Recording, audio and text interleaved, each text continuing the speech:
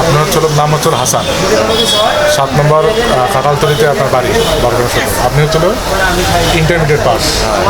আপনার 3 ভাই বোন, আপনি বড়। বাবা জীবিত আছে, বাবা আলু ব্যবসা করে, এটাই তো বললাম। মা আলুতে, আর মা হচ্ছিল গ্রিন।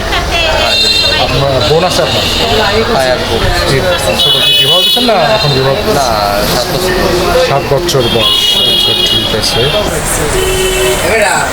7 বছর বয়স। আপনি কতদিন হলো এই কাজের সঙ্গে জড়িত?